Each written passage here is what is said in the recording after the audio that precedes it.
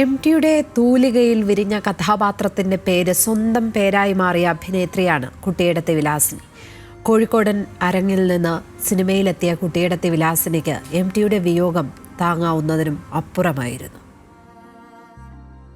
വാസേട്ടൻ മരിക്കരുതെന്ന് ഞാൻ നേർച്ചകൾ നേർന്നു. മാഹി പള്ളിയിലേക്കൊക്കെ മാതാവിന് മെഴുകുതിരി കത്തിക്കാൻ നേർച്ച നേർന്നു. വാസുവേട്ടൻ ഇപ്പോഴും മരിക്കരുതെന്ന് പ്രാർത്ഥിച്ച് മാഹി പള്ളിയിലെ മാതാവിനെ നേർച്ച നേർന്നിരുന്നുവെന്ന് കുട്ടിയിടത്തെ വിലാസിനി.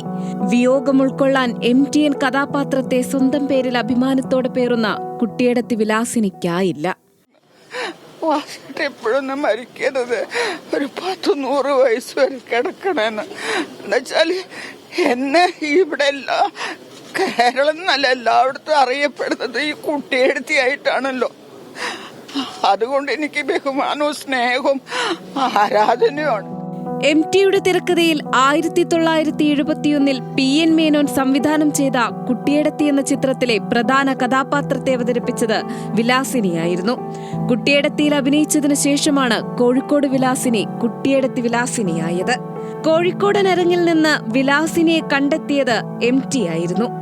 നാടകത്തിൽ വലിയ നടിയായിരുന്നുവെങ്കിലും സിനിമയിൽ വലിയൊരു പൂജ്യമായിരുന്ന തന്നെ ലോകമറിയുന്ന കുട്ടിയിടത്തി വിലാസിനിയാക്കിയത് എം.ടി ആണെന്ന് കുട്ടിയിടത്തി വിലാസിനി. പിന്നെ ഞാൻ നാടകത്തിലെ വലിയ ആളാണ്, വലിയ നടി തന്നെ. പക്ഷെ സിനിമയിൽ ഞാൻ വെറും 0 ആയിരുന്നു. കുട്ടിയെടുത്തി അഭിനയിച്ചതിന് ശേഷമാണ് ഞാൻ കുട്ടിയെടുത്തി വിലാസിനിയായത്. ആ നോവിൽ കണ്ടുനിന്നവരുടെ എല്ലാം കണ്ണു നിറഞ്ഞു.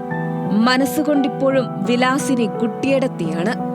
കഥാപാത്രം കഥാകാരന് വിതുമ്പിക്കൊണ്ട് യാത്രാമൊഴി നൽകുന്ന അപൂർവത. ഇടപെട്ട ഓരോ മനുഷ്യരുടെയും ജീവിതത്തിൽ എം.ടി എന്താഴത്തിൽ അടയാളപ്പെട്ടുവെന്നതിന് സാക്ഷ്യമായി കുട്ടിയിടത്തി വിലാസിനിയുടെ കുട്ടിയിടത്തിയുടെ കണ്ണീർ സാക്ഷ്യം. ന്യൂസ് മലയാളം, കോഴിക്കോട്.